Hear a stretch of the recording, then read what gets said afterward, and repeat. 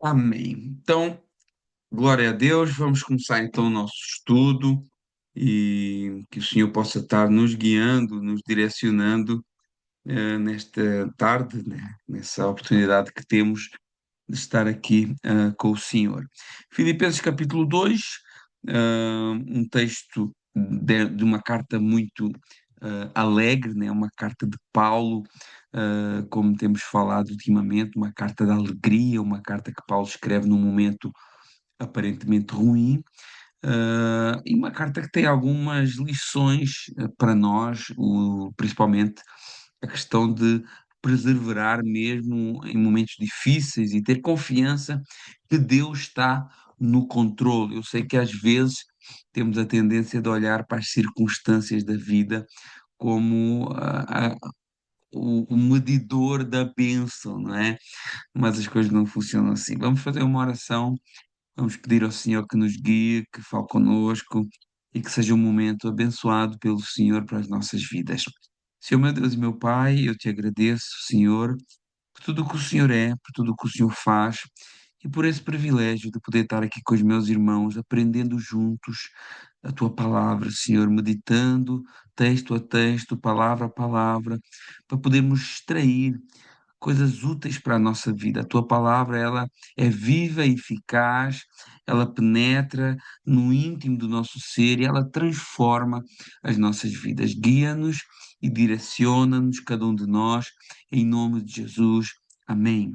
Irmãos, esse capítulo 2 a gente podia dividir aqui em quatro pontos, né? Ali do capítulo, do verso 1 ao verso 4 fala aqui da humildade, né? Em Cristo, né? Que gera essa unidade. Depois do verso 5 ao 11 nós temos esse hino a Cristo, esse hino cristológico, né? Essa vida de obediência, esse exemplo de Jesus.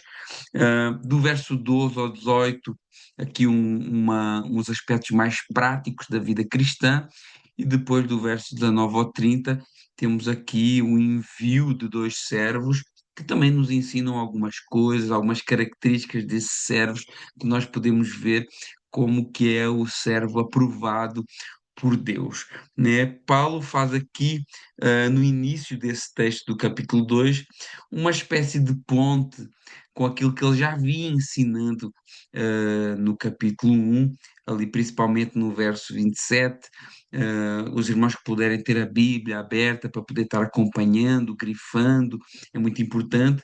E Paulo falava ali, como falámos ontem também no culto, nesse modo digno de viver o Evangelho. No capítulo 1, verso 27, e ele continua esse assunto, né? A gente falámos ontem sobre firmeza, né? Num só espírito, alma, e essa luta pela fé evangélica.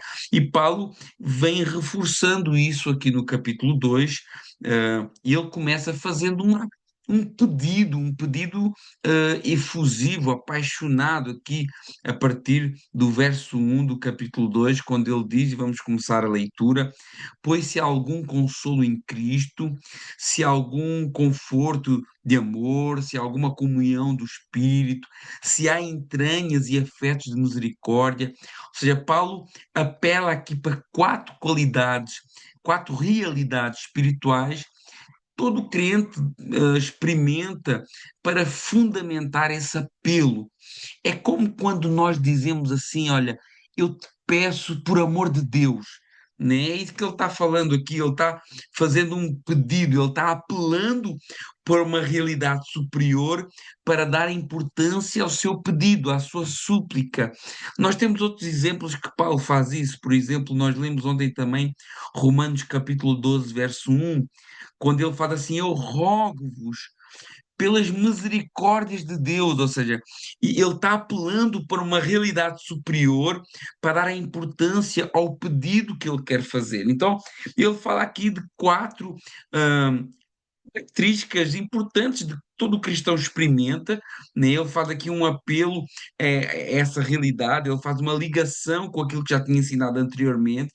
É como se Paulo estivesse dizendo assim: olha, depois de tudo que eu ensinei, se há consolo em Cristo, ou seja, se vocês são cristãos, se vocês tem consolo naquilo que o Senhor fez por vós, né? E nós sabemos o que é que o Senhor fez por nós. Eu acredito que todos nós aqui temos consciência, né, de que nós éramos perdidos, que o Senhor nos resgatou, que nós estávamos mortos nos delitos e pecados, mas o Senhor nos ressuscitou, estávamos entregues a Satanás, mas o Senhor nos comprou, nos resgatou. E isso serve de consolo para nós, independentemente das circunstâncias da nossa vida. Né? A maior bênção que nós temos é esse consolo em Cristo por aquilo que Ele nos fez. Em Efésios 1:3 diz que bendito Deus, nosso Pai, do nosso Senhor, bendito Deus e Pai do nosso Senhor Jesus Cristo, que nos abençoa com toda a sorte de bênçãos nas regiões celestiais em Cristo. Ou seja, se você só sente consolo em Cristo, naquilo que Ele te dá nesta vida, qualquer coisa está errada, porque o nosso consolo é por tudo aquilo que Ele já fez por nós. E se você considera que aquilo que Cristo fez por si é pouco, então tem algo muito errado com a sua conversão. Então Paulo está dizendo assim, olha, se há consolo em Cristo, né? Porque Ele também é o Consolador. Quando Ele promete o Espírito Santo, Ele diz assim, eu vou enviar outro Consolador, né? Porque Ele mesmo já era um Consolador e é o nosso Consolador, por tudo aquilo que Ele fez por nós.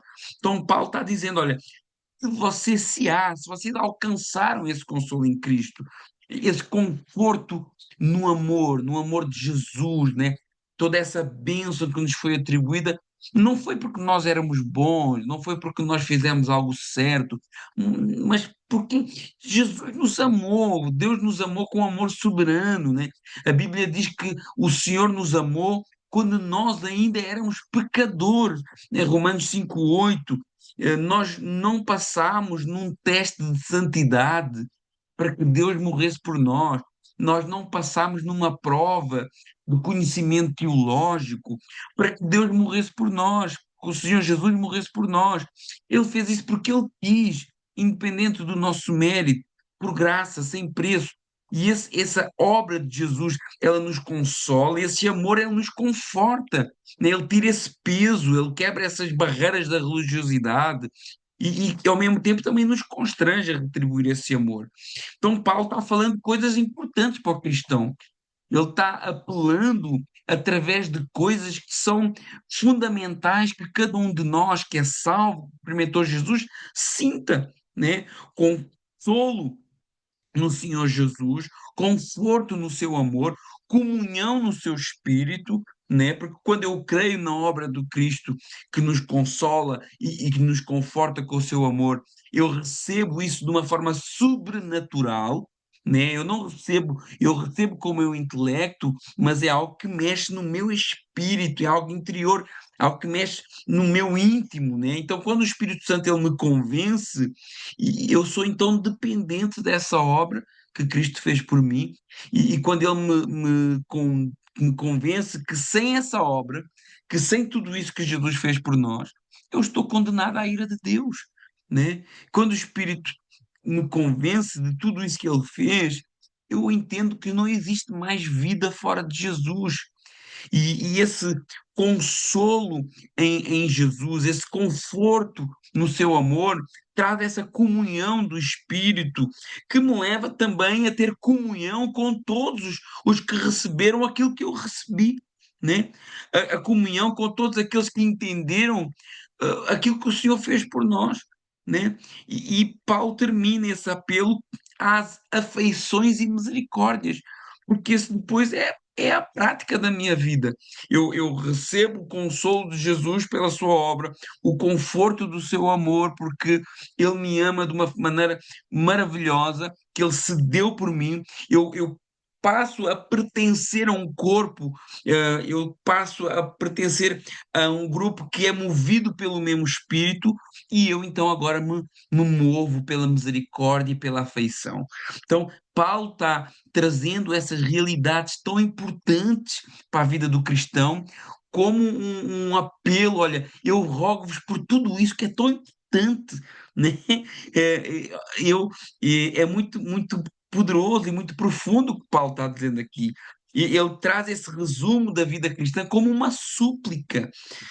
Se vocês foram, é como se ele dissesse assim: se vocês foram verdadeiramente alcançados por esta graça, se vocês receberam Jesus como Salvador, se vocês têm conforto do seu amor e do seu amor redentor, se vocês vivem unidos no Espírito Santo que os convenceu, entranhados uns aos outros em misericórdia, se tudo isso é verdade, então completem a minha alegria, né? É o que ele diz no verso 2.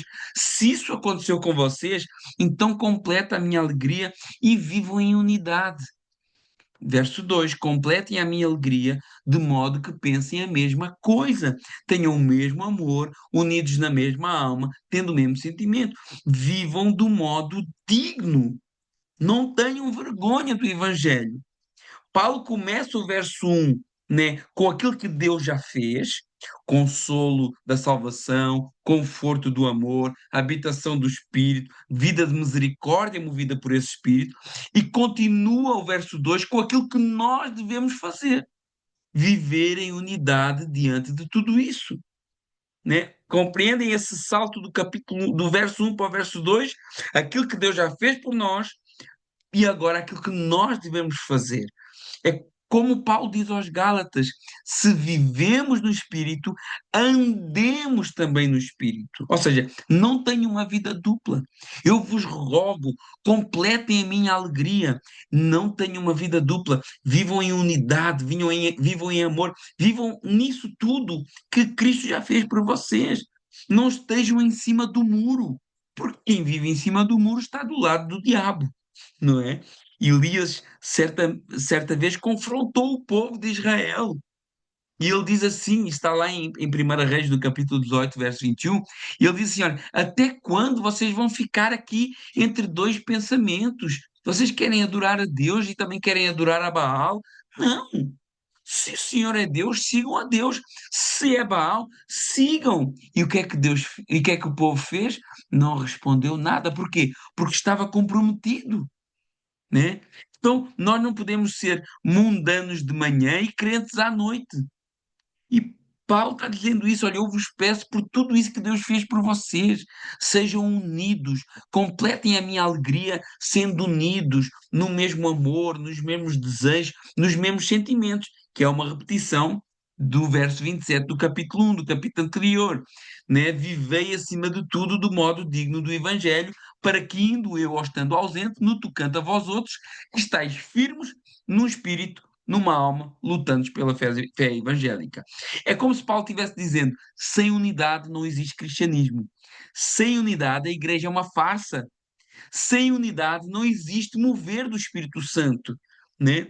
Por isso que Jesus diz: olha, serão conhecidos como meus discípulos quando vocês estiverem com amor uns pelos outros.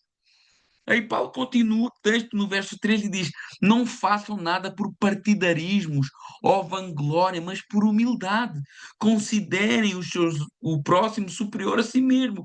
Onde existe unidade de espírito, não existe partidos, não existem facções.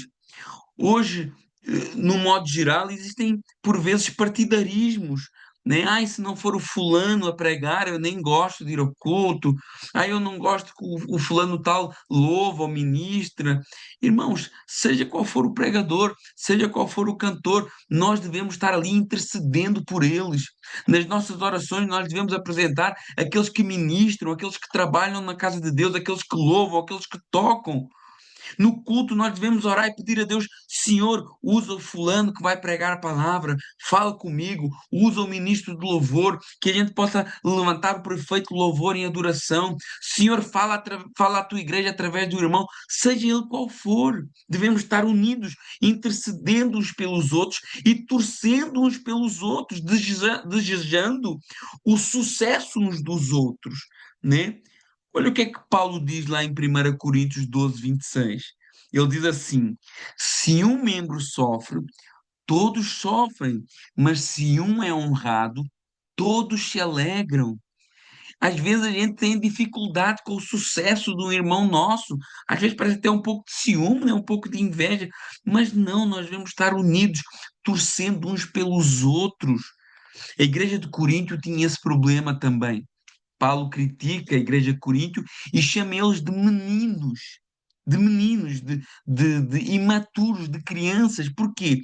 Porque lá na igreja, está no capítulo 3 de 1 Coríntios, do verso 1 ao 4, depois se os irmãos quiserem ler, havia pessoas que preferiam uns irmãos mais que os outros, porque uns pregavam melhor, outros pregavam pior. E Paulo diz assim: olha, vocês são crianças em Cristo.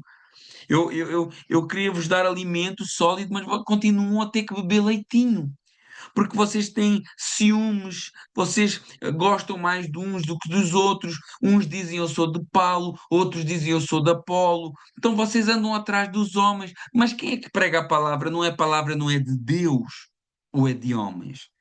Então, essas preferências e partidos, Paulo chama de imaturidade. Imaturidade. E nós, Paulo diz assim: vocês têm que estar unidos. Se Cristo fez algo pela vossa vida, se vocês creem naquilo que Ele fez, se vocês provam da sua salvação, então completem a minha alegria vivendo unidos, se valorizando uns aos outros, orando uns pelos outros, torcendo uns pelos outros. Aqui há tempos houve uma irmã que estava saindo da igreja, que alguém disse para ela assim: olha, você já não tem nada a aprender nesta igreja. Reparem bem esse conselho de Satanás, né? Contrariando uma orientação direta daquilo que a palavra diz, considerando cada um os outros superiores a si mesmo.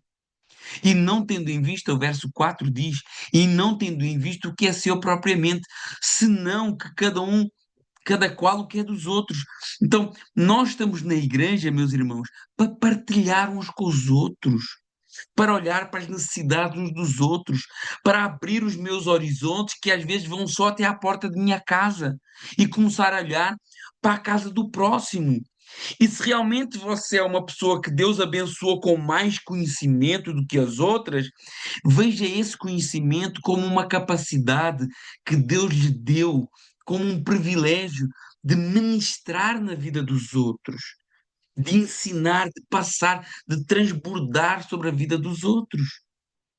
Olha o que é que Paulo fala aos Romanos, Romanos capítulo 14, verso 1, diz assim: acolhei o débil na fé, mas não para discutir opiniões, porque no verso 7 ele diz de Romanos 14: porque nenhum de nós vive para si mesmo, nem morre para si mesmo. Tudo é em relação ao próximo. Eu tenho que pensar o que é que eu posso contribuir, o que é que eu posso dar, o que é que eu posso somar, o que é que eu posso oferecer. Eu não posso pensar, não, eu só quero sugar, eu só quero. Claro que nós temos muito para sugar uns dos outros, né? Mas nós temos que ter esse prazer de acrescentar algo, de poder somar na vida das pessoas, de poder abençoar a vida das pessoas, orando por elas, ajudando em tudo o que for necessário. A vida cristã é uma vida que nós nos doamos para o próximo. Já reparou? Tudo é em relação ao próximo na vida cristã. E você pode perguntar: e eu? Você também é o próximo de alguém. Deus também vai usar alguém para semear na sua vida, assim como você semeia na vida de alguém. E quando nós, como você e nós, começamos a colocar um interesse do seu próximo em detrimento dos seus próprios interesses, às vezes é quando Deus começa a trabalhar nos seus interesses. Quando você às vezes começa a orar pelos outros, às vezes é quando Deus começa a atender os pedidos que você já nem faz mais. Porque é isso que você está buscando, o reino em primeiro lugar, e Deus cuida do resto. Devemos renunciar, né, à glória própria e ver, considerar e agir em favor dos nossos irmãos. E muitas vezes ceder as nossas próprias preferências para a edificação comum em prol do reino. Do verso 5 ao 11, nós temos aqui um hino de Cristo, né, que nos mostra esse caminho do reino, que é um caminho de descida para a exaltação. Eu falei um pouquinho sobre isso ontem, né? Jesus como um exemplo supremo do cristão. Humildade, obediência, provação. Aprovação, exaltação. A ideia central aqui, a partir desse verso 5, é: seja como Cristo. Filipenses 2,5. Tendo em vós o mesmo sentimento que houve também em Cristo, que sendo em forma de Deus, não julgou por usurpação ser igual a Deus. Uma das doutrinas, só para fazer aqui um parêntese em algo muito importante, uma das doutrinas mais difíceis de entender é a doutrina da Trindade. Uma única divindade que existe em três pessoas distintas. Um único Deus, três pessoas. Deus Pai, Deus Filho e Deus Espírito Santo. Mas o Pai não é o Filho, e o Filho não é o Pai, e o Espírito Santo não é nenhum dos dois. Então, é uma doutrina complexa e difícil de entendimento. Mas é assim que Deus se apresenta na Bíblia. E apesar do termo Trindade não existir na Bíblia, ele descreve, ainda que de uma forma limitada, porque ninguém nunca vai conseguir entender Deus na sua plenitude.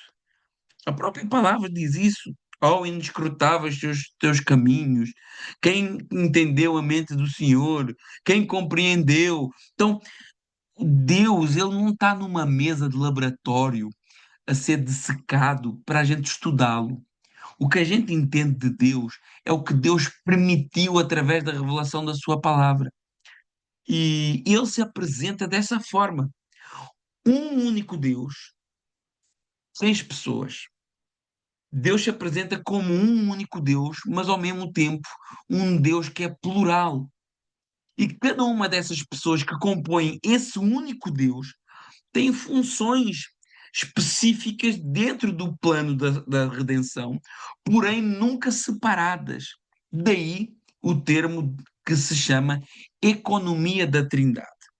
O que é a economia da Trindade? Economia, que significa administração, é o modo como esse Deus que é trino se revela e age na história, na criação, na redenção e na santificação. Por outras palavras, como o Pai e o Filho e o Espírito Santo operam para salvar e conduzir o seu povo.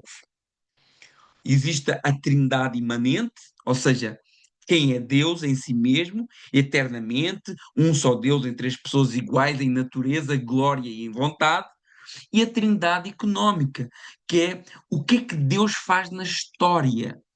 O Pai envia, o Filho encarna, morre e ressuscita, e o Espírito aplica toda essa obra e habita na Igreja. Então, é esse sentido que na teologia se chama a economia da Trindade, ou seja, o que é que cada uma dessas pessoas representa. Uh, Essas pessoas e essas obras não separam as pessoas. O mesmo Deus age inseparavelmente, mas a Bíblia destaca ações pessoais do Pai pelo Filho no Espírito. Vamos a exemplos bíblicos concretos. Na criação, a Bíblia diz que o Pai cria por meio do Filho e no Espírito, né? A gente vê lá em Gênesis capítulo 1, né, que no princípio a terra era sem forma e vazia, e o Espírito de Deus pairava sobre as águas. Aí Deus começa a criar pela palavra, ele começa a criar pelo Filho, que é a palavra encarnada, e o poder do Espírito Santo opera à vontade, né, criadora. Na redenção, o Pai enviou o Filho, João 3,16, porque Deus amou o mundo de tal maneira que enviou o seu Filho. O Filho se esvazia e obedece até à cruz. O Pai exalta o Filho, né? E o Espírito aplica essa obra no coração do crente. Na vida da igreja, nós oramos ao Pai, em nome de Jesus, no Espírito. Vamos voltar para o texto. Eu sei que isso é complexo, mas eu fiz um estudo há pouco tempo, eu posso depois partilhar no grupo sobre Trindade para ajudar a entender isso. O que é que esse texto afirma sobre o Filho, né? Verso 6 diz que, sendo em forma de Deus. O texto aqui fala de igualdade em natureza e estatuto, igualmente como Deus.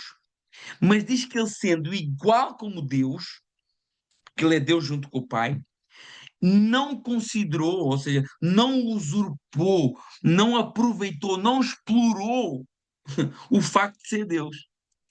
O ponto não é que ele abriu mão de ser Deus, mas ele não explorou essa possibilidade.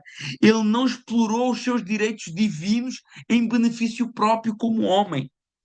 A Bíblia diz que ele se esvaziou tomando forma de servo. Ele se esvaziou por adição. Porquê? Porque ele assume uma forma de servo, de humano, sem deixar a natureza divina.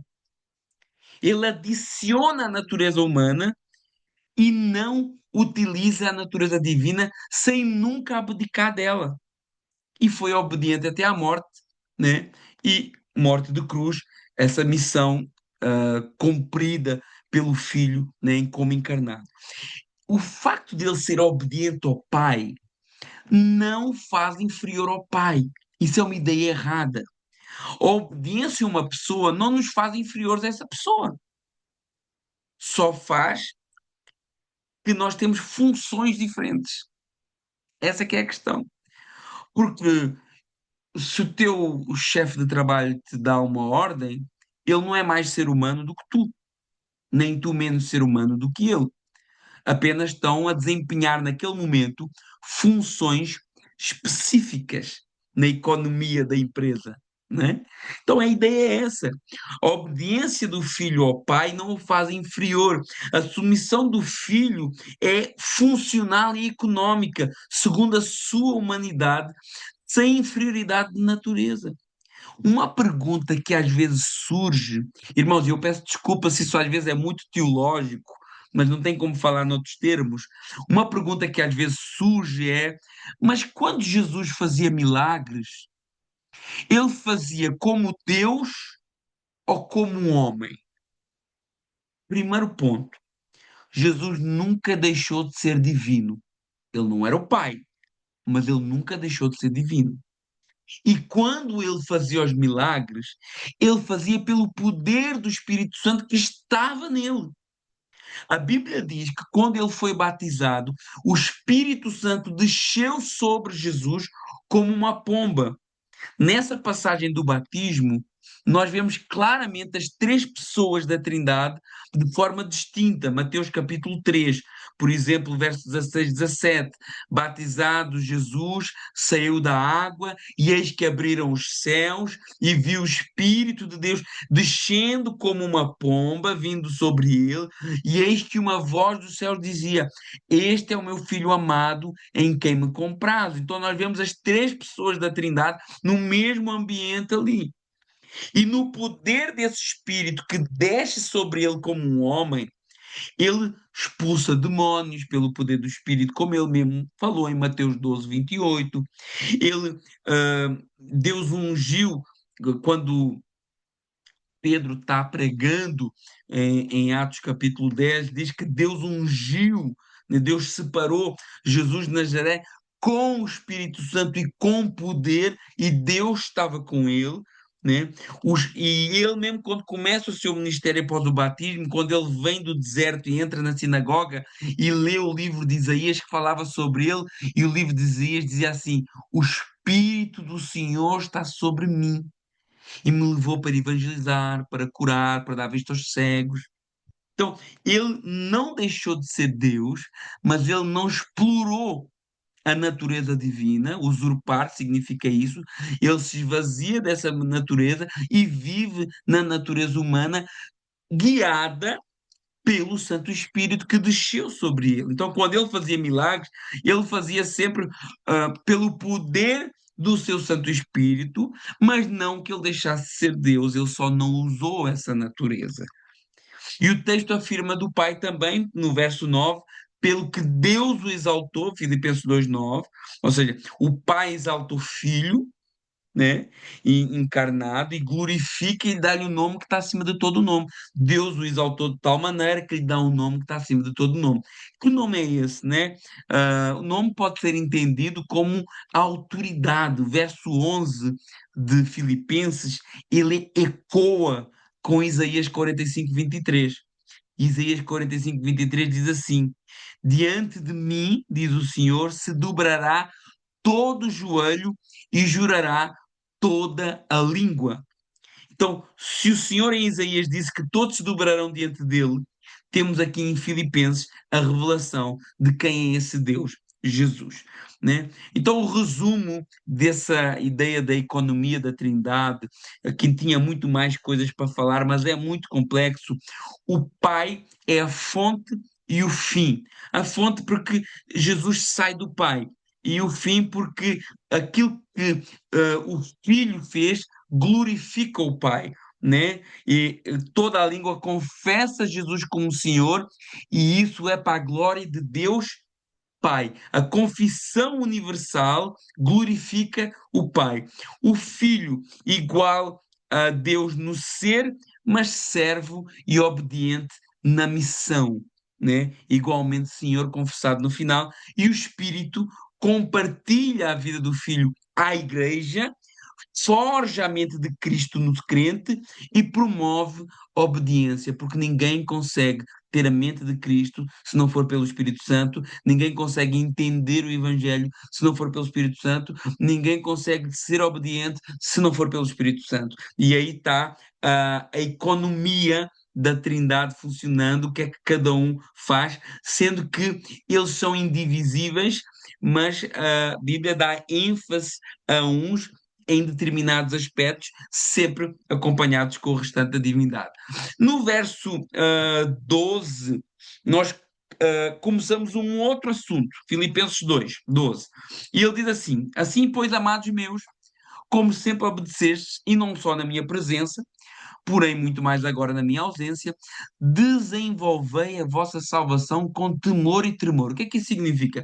Uma exortação aqui para obedecer, quer na presença, quer na ausência. Nós falámos ontem sobre isso também, né? Aquela questão de ser crente verdadeiro e não falso, aquele crente que é uma coisa nas costas e uma coisa à frente. Ele volta a tocar nesse assunto que ele tocou também lá no primeiro capítulo de Filipenses, e ele diz: Olha, desenvolvei a vossa salvação com temor e tremor. A ideia aqui de desenvolver a salvação é desenvolver os frutos da salvação. E nós devemos sempre frutificar em Deus. Olha o que o próprio Jesus falou, e todo mundo conhece esse texto. Todo ramo estando em mim que não der fruto, ele corta, e todo o que dá fruto limpa para que não produza, para que produza mais ainda. Então, devemos olhar para a nossa vida e ver um impacto que o Evangelho está tendo em nós. Que impacto o Evangelho está tendo na sua vida? Pense, cada um de nós, qual o impacto que o Evangelho está tendo. Isso é uma coisa que eu mesmo faço para mim também. Que fruto nós estamos dando no Senhor? Isso não tem a ver com os feitos através da igreja, com as almas que são levadas a Cristo, com as pregações que eu faço, com os louvores que eu louvo, mas com o caráter de Cristo que é desenvolvido na vida do crente pela ação do Espírito Santo, né? O caráter de Cristo que é desenvolvido na vida do crente ao longo da sua caminhada de fé. E nós devemos ter temor e tremor, porque a ausência do fruto significa resistência ao Espírito Santo ou a ausência do Espírito Santo. A resistência ao Espírito Santo é sempre resistir contra Deus. Se o Espírito Santo está me incomodando para eu fazer algo, ou para eu deixar de fazer algo, e eu estou resistindo contra Deus. Olha o que é que diz lá em Atos, capítulo 5, do 3 ao 4, quando Ananias e Safira enganam Pedro, porque eles venderam uma propriedade e eles não precisavam nem de ter vendido, ninguém obrigou ninguém a vender nada para dar oferta na igreja. Eles venderam a propriedade e guardaram metade do valor, e depois chegaram lá perto de Pedro e disseram: Olha, nós vendemos a propriedade, está aqui o valor todo. Eles não quiseram admitir que ficaram com uma parte do valor. E Pedro, revelado pelo Espírito Santo, diz assim: por que é que Satanás encheu o teu coração para mentires ao Espírito Santo, reservando parte do valor? Aí depois ele diz, no verso 4, vocês não mentiram a homens, mas mentiram a Deus. Então, Pedro deixa bem claro que quando eu minto ao Espírito Santo, eu minto a Deus. Quando eu resisto ao Espírito Santo, eu resisto a Deus. Se o Espírito Santo está me incomodando para eu fazer algo e eu não faço, eu estou resistindo a Deus. E muitos continuam a resistir ao Espírito Santo, não perdoando, não vivendo em paz uns com os outros, vivendo em guerras, se irritando, não controlando os seus impulsos carnais, não controlando a sua raiva, não controlando os seus rancores, as suas mágoas. E nós devemos observar tudo com muito temor. Que impacto o Evangelho está tendo em nós? Se estamos verdadeiramente a ser novas criaturas, transformadas, renovadas. Porque se não existe mudança em nós, então nós continuamos perdidos. Essa é a realidade. A marca do cristão é ser nova criatura. Se eu não estou sendo uma nova criatura, eu continuo nos meus pecados, nos meus delitos.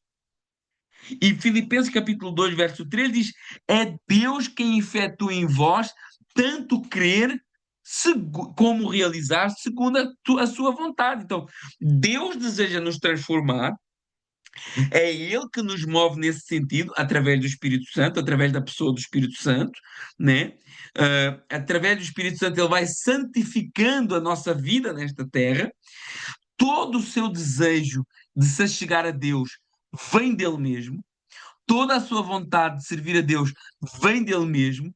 A sua vontade de ir para a igreja é Deus que coloca. A sua vontade de louvar é Deus que coloca. A sua vontade de aprender a palavra é Deus que coloca.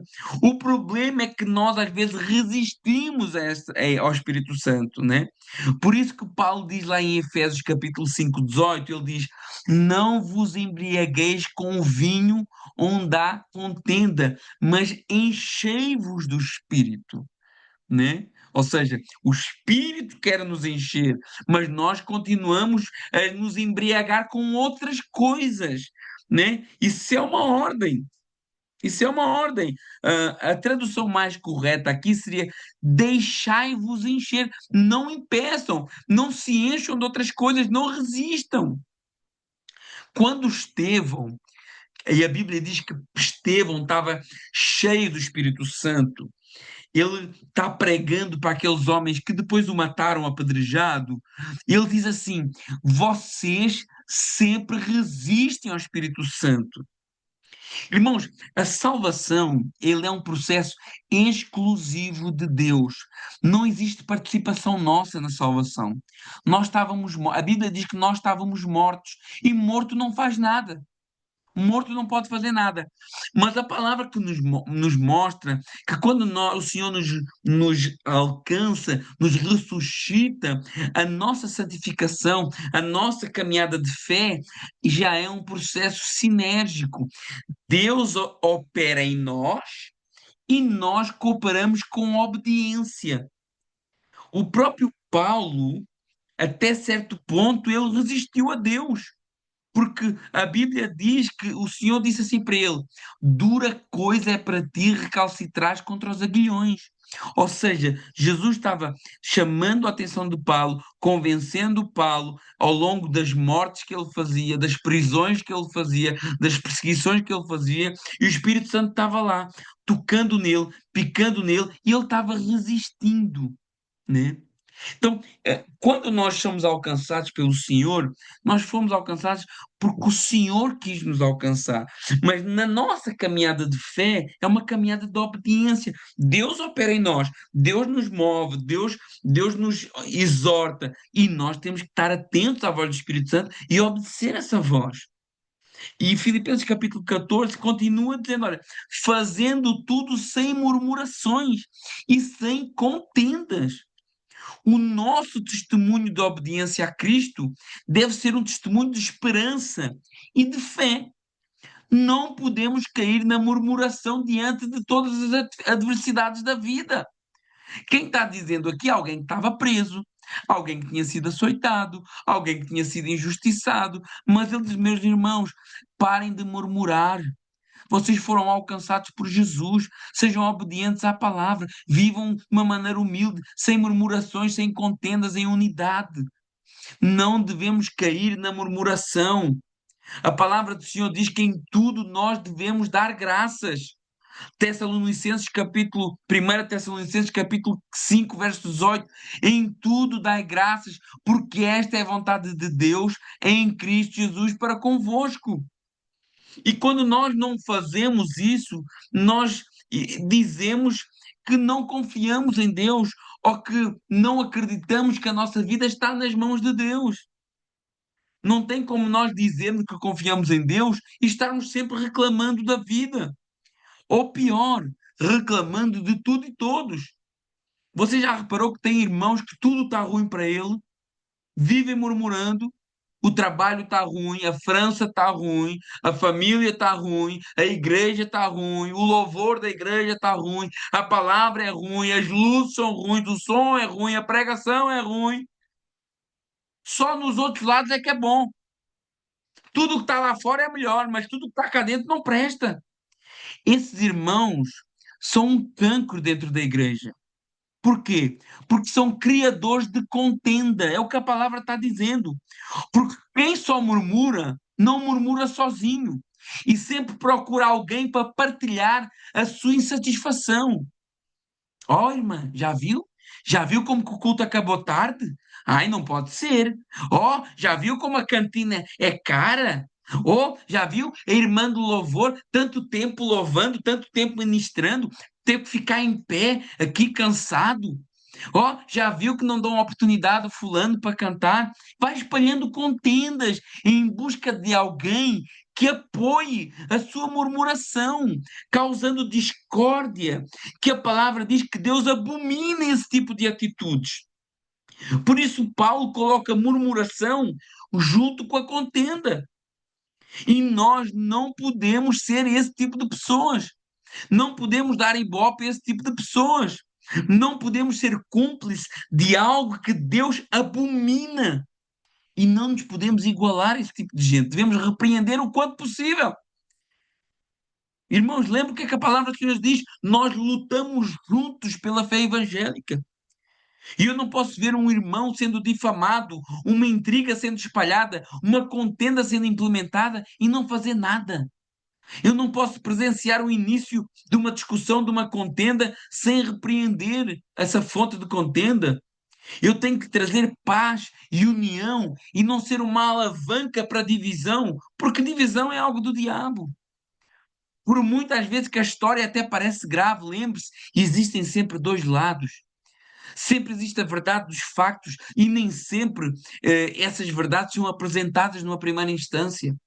Não podemos tirar partidos. O nosso partido é Jesus e Jesus é o que traz paz e reconciliação. Nós temos que ser irrepreensíveis nesse aspecto. Por isso Paulo diz aqui, ele diz assim, olha, fazei tudo sem murmurações e sem contendas. Para quê? Verso 15. Para que vos torneis irrepreensíveis, sinceros, filhos de Deus, inculpáveis, no meio de uma geração pervertida, corrupta, na qual resplandeceis como luzeiros, astros no mundo. No meio de pessoas contendeiras, no meio de pessoas fofoqueiras, no meio de pessoas murmuradoras, nós temos a oportunidade de brilhar a luz de Cristo, de trazer unidade, de trazer justiça, de trazer a paz. Nós somos o GPS que as pessoas precisam para ser guiadas a Cristo. Por isso que Paulo usa essa expressão, na qual resplandeceis como luzeiros no mundo. A função dos astros, dos luzeiros, naquele tempo era essa mesmo, era mostrar o caminho nas navegações, né? Não havia sistemas de navegação moderno como hoje, e as pessoas se conduziam através dos astros. E nós cristãos temos essa missão de apontar o caminho para a cruz, o caminho para Deus. Jesus ele diz: olha, vocês são a luz do mundo, Mateus 5, 14:16. Vocês são a luz do mundo. Não se esconde uma cidade edificada sobre um monte, nem se acende uma candeia para colocá-la debaixo do alqueire, mas no velador, e ilumina todos que encontram na casa. Assim brilha a vossa luz diante dos homens, para que vejam as vossas boas obras e glorifiquem o vosso Pai que está nos céus. Então, a nossa luz, as nossas obras não apontam para nós, as nossas obras apontam para Deus, apontam para aquilo que Ele fez, apontam para aquilo que Ele é. Nós temos essa missão de apontar para Deus, para que as pessoas, através da nossa vida, das nossas obras, vejam Deus em nós. Por isso que a Bíblia diz: segui a paz com todos e a santificação, sem a qual ninguém verá a Deus. Porquê? Porque se tu não tens paz, se tu não te santificas, ninguém vai ver Deus na tua vida. Verso 16: perseverando na palavra da vida, para que no dia de Cristo eu me glorie de que não corri em vão e nem me esforcei inutilmente. Esse era o desejo de Paulo. Esse era o desejo. Ele começa esse texto suplicando, suplicando pelas coisas melhores que nós temos, que é o amor de Deus, a consolação de Jesus, a comunhão do Espírito, a misericórdia, as entranhas de comunhão que nós temos. Ele começa suplicando: vivam em unidade, vivam unidos, sejam humildes, não murmurem, glorifiquem a Deus. Para quê? Para que um dia vocês sejam salvos. É o que ele está a dizer, esse era o desejo, ver pessoas salvas. O desejo de Paulo é que no dia do Senhor ele visse que a sua pregação não foi em vão, que cada pregação valeu a pena, que cada estudo bíblico valeu a pena, que cada ministração deu fruto de salvação de almas, que o Espírito Santo, que as pessoas deixaram o Espírito Santo trabalhar na vida delas através da pregação da palavra. E ele diz: perseverem na palavra, para que naquele dia eu possa ver que não foi em vão. Perseverem nisso que eu vos ensino, perseverem nesses ensinos de Deus, perseverem não só em conhecer a palavra, mas acima de tudo de praticar essa palavra. Paulo sabia a importância da palavra de Deus. Em Atos capítulo 20, verso 7, tem uma história muito interessante que talvez nas igrejas no dia de hoje era impensável. Mas Lucas retrata no verso 20, no capítulo 20, verso 7, Lucas retrata sobre um jovem, um Eutico, que depois de uma longa pregação de Paulo, cai da janela do terceiro andar e morre. Isso mais ou menos perto da meia-noite. Era o primeiro dia da semana, domingo. E o texto diz que Paulo interrompe a pregação. Já era uma pregação longa. E aquele homem, aquele jovem que estava ali, a Bíblia diz que ele estava sentado na janela, né? O que também tem muita coisa que a gente pode tirar sobre isso, né? Ele estava sentado à janela, diz que era um cenáculo com muitas luzes, e aquele homem, por conta da longa pregação de Paulo, ele cai da janela e a Bíblia diz que ele morre. O texto diz que Paulo interrompe a pregação da palavra, ele ressuscita o rapaz, volta para o culto, que serve a ceia e continua a pregar até se fazer dia. Olha como isso seria impensável nos dias de hoje. Depois do milagre da ressurreição, nos dias de hoje, todos ficariam eufóricos. Talvez haveria uma grande festa, o culto terminaria ali. Mas Paulo não deixou que nada atrapalhasse o que era mais importante, a ministração da palavra de Deus. Ele continua a pregar a palavra, a ministrar a ceia até o fim da manhã.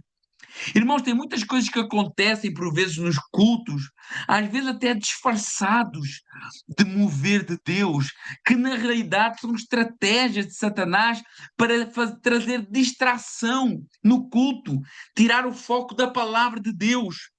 Por quê? Porque sem palavra não há fé, sem fé não há salvação. E Paulo sabia que nada era mais importante que a pregação da palavra da cruz.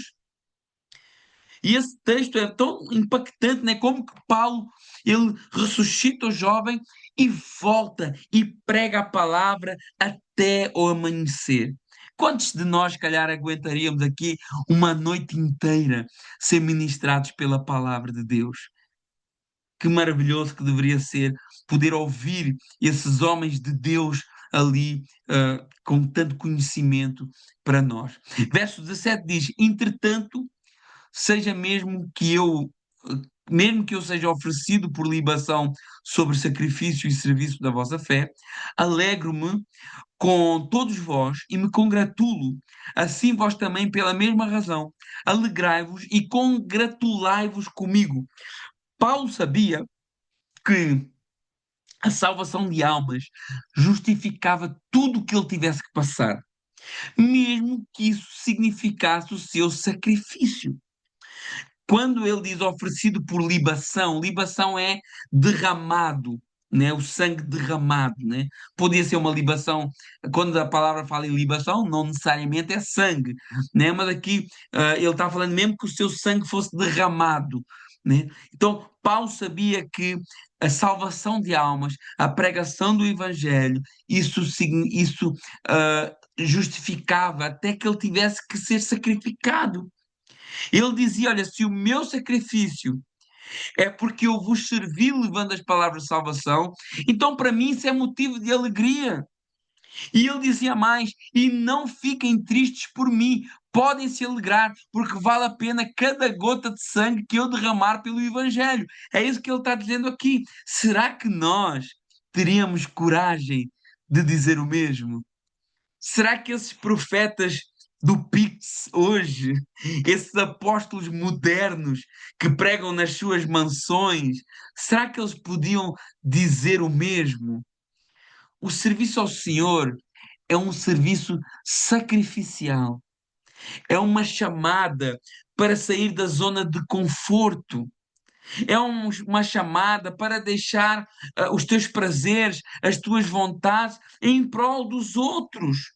É uma disposição para sofrer pela salvação do teu próximo, sem ganhar nada em troca, sem aplausos, sem palmadinhas nas costas, sem holofotes, sem tapetes vermelhos, sem hotéis de luxo, sem limusines, mas com o bem mais precioso da história do universo, que é o sangue de Cristo derramado sobre as nossas vidas.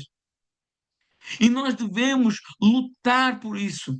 Nós devemos nos aplicar nisso, para que almas sejam salvas, e para isso, para que Deus possa te usar, para que Deus possa nos usar, nós devemos estar dispostos a nos sacrificar pelo próximo. Era o que Paulo está ensinando aqui. Devemos lutar contra essa cultura de reclamação, de murmuração, de contenda dentro da igreja, de brilhar essa luz de Cristo que traz a unidade, que traz a paz, que traz o amor, que traz a comunhão, e perseverar na palavra de Deus, sabendo que essa palavra não volta vazia e que o fruto dessa palavra vale qualquer coisa.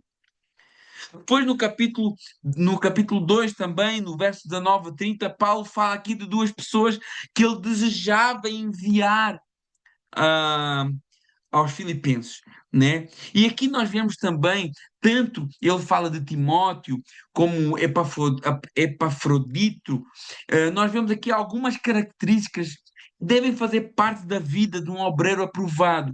Agora, mais aqui de um caráter ministerial, né? Ele estava a falar da vida comum de qualquer crente, de qualquer irmão, mas aqui ele fala aqui desses irmãos que iriam ser enviados para servir. Ele fala aqui de Timóteo, no verso 20, que partilhava do mesmo coração de Paulo, da mesma vontade de Paulo. Então, esse espírito sacrificial de Paulo em prol do avanço do Evangelho não era algo só de Paulo. Timóteo partilhava do mesmo coração pastoral. Então, isso é algo também não era de Paulo e não era de Timóteo. É algo que o Espírito Santo faz na vida daqueles que verdadeiramente querem servir a Deus. E ele diz de Timóteo: olha, todos buscam o que é seu, mas ele busca as coisas de Cristo.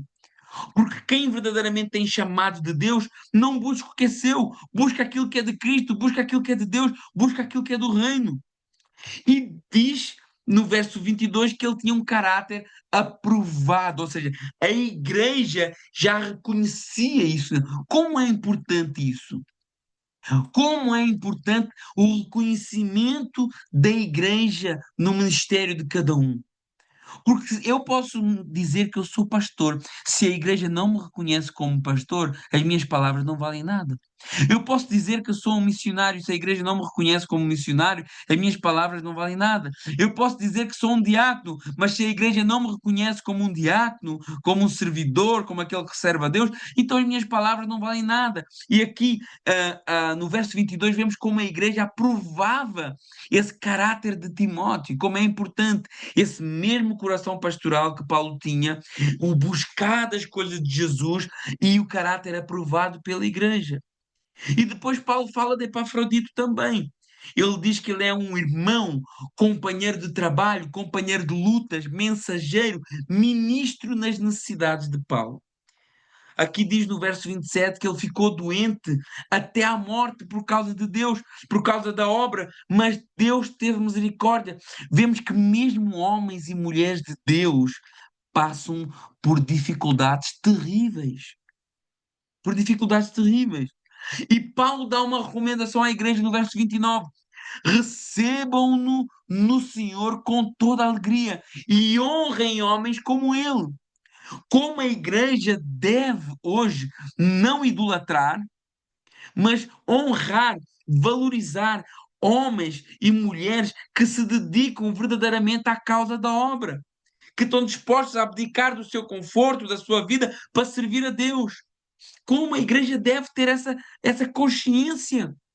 Não idolatrar, não valorizar, não colocar em patamares, em cadeiras especiais, em posição, não, mas valorizar, honrar. Honrar, a palavra honrar significa atribuir um valor, valorizar essas pessoas, né? Dar condições para que essas pessoas possam desenvolver a sua obra, para possam desenvolver o chamado na vida deles.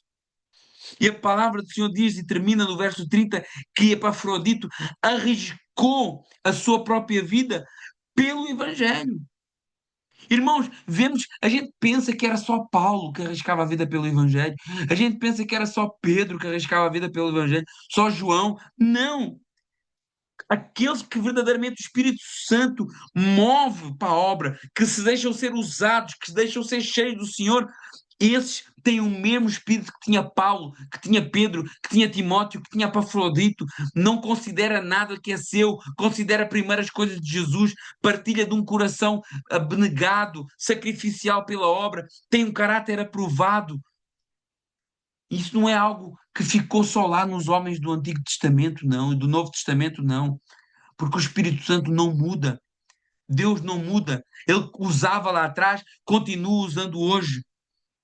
Então que a gente possa, em nome de Jesus, como Paulo começou esse capítulo aqui, olha, eu vos rogo, por tudo que é mais valioso que nós recebemos de Deus, por todo esse consolo de Cristo, por toda esta consolação do amor. Eu vos rogo pela comunhão do Espírito Santo, eu vos rogo pela essa misericórdia que nós alcançamos do Senhor, que vocês sejam humildes, que vocês sejam imitadores de Cristo, que vocês obedeçam ao Senhor, que vocês não murmurem, glorifiquem a Deus, que sejam luz neste mundo e que tenham um amor pelas almas, assim como eu tenho. Se alegrem com o meu sacrifício. É isso que Paulo está dizendo aqui nesse capítulo. Meus irmãos, glória a Deus, Deus abençoe. Ah, houve um tema mais complexo aqui, um parênteses que abrimos aqui para a economia da Trindade, mas depois eu vou partilhar no grupo da igreja o vídeo, a lição que nós falamos sobre Trindade, que ajuda a entender um pouco essa doutrina tão complicada, ok? Mas a ideia é entender desse único Deus que, que são três pessoas num único Deus e que cada uma dessas pessoas opera sem nunca se dividir das outras. Irmãos, queria deixar agora, antes de fecharmos, para podermos orar todos juntos, muito obrigado a todos que estiveram aqui presentes connosco. Eu queria deixar agora um minutinho para, se alguém quiser fazer alguma pergunta dentro do assunto, ou alguma observação, ou um complemento àquilo que nós falamos aqui. Ok? Se quiserem, podem desbloquear aí o microfone. Amém? Irmã Lígia, paz do Senhor. Paz do Senhor e boa noite a todos. Eu tenho uma pergunta sobre a murmuração.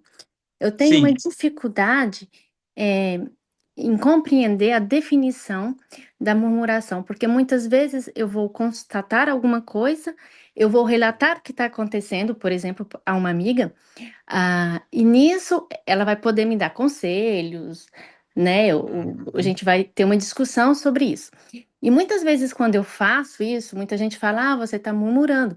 Mas não é murmuração. Para mim, eu estou relatando algo que eu senti, que eu estou percebendo, que eu estou vivendo, justamente para Uhum. ter um retorno sobre isso. Então, eu queria assim, saber um pouco dessa definição da palavra murmuração.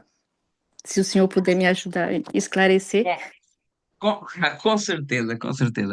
Murmuração, é diferente de uma crítica, uma constatação, né?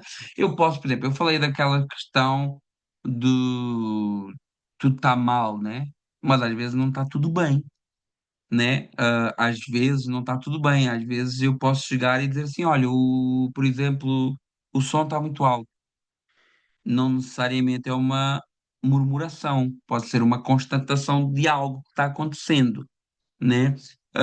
Murmurar é reclamar resmungando, é reclamar contendendo, não com um olhar de solução, mas com uma intenção de apontar só a falha, o erro, sem qualquer ideia ou vontade de resolver o problema ou esperança. Reclamar, e, Daniel, obrigado. Reclamar sem um objetivo de edificação, não? Tem algumas definições, por exemplo, essa palavra, o equivalente a essa palavra em hebraico significa fazer corpo mole, né? É quando eu estou fazendo alguma coisa, estou falando de algo, eu não estou minimamente preocupado em resolver aquilo, eu só estou apontando o erro e fazendo com que as pessoas vejam esse mesmo erro ou a enfatizar o erro e não trazendo algo objetivo que vai trazer uma solução para o problema. Então, isso descreveria o que é que seria essa murmuração, diferente de que se eu vou fazer uma observação, no sentido às vezes até de ajudar, né? Olha, isso aqui não está muito bem aqui, não achas que era boa ideia colocar desse lado porque atrapalha menos a passagem? Entendeste? Agora eu posso chegar lá e dizer assim: esse povo aqui deixa tudo estragado, deixa tudo desarrumado, é sempre a mesma coisa. Isso aí já estou quase até a amaldiçoar as pessoas, né? Então é por aí. Ok? Não sei se fui claro, se deu para entender. Se formos a uma definição assim mais académica, então murmurar é igual a reclamar, resmungando contra Deus ou contra pessoas por causa de circunstâncias, sem fé nem gratidão, gerando desânimo e divisão. Então, isso é a definição oficial, né, daquilo que é a murmuração. Tá bom? Obrigado, Lígia, por teres partilhado conosco isso, porque certamente é também dúvida de outras pessoas. Mais alguém quer acrescentar alguma coisa, fazer algum tipo de pergunta? Obrigado, Lígia. Deus abençoe. Então vamos orar. Muito obrigado mais uma vez por tudo. E depois esse estudo vai estar disponível também lá no canal do YouTube. E os irmãos puderem estar partilhando e vai ser bênção para todos nós. Senhor meu Deus e meu Pai, muito obrigado. Eu te agradeço, ó Pai, por tudo aquilo que o Senhor é, por tudo aquilo que o Senhor tem feito nas nossas vidas. E nos ensina, Pai, a viver nesta unidade, em obediência, em humildade, sem murmurar e olhando para o Senhor, para tudo aquilo que o Senhor tem feito e para aquilo que a Sua palavra tem operado no nosso meio. Que a salvação de vidas, Senhor, seja o nosso foco, o nosso alvo e que a gente viva, Senhor, em prol dos outros. Como um verdadeiro cristão, valorizando as pessoas, às vezes se negando em prol das pessoas. Como é difícil isso, mas como é necessário e como isso é a marca do verdadeiro cristão. Senhor, muito obrigado por tu falares connosco. Muito obrigado, Senhor, porque o Senhor nos ensina. Muito obrigado, Senhor, porque o Senhor nos alcançou. Eu te agradeço em nome de Jesus. Amém. Irmãos, Deus abençoe. Um grande abraço a todos e até para a semana.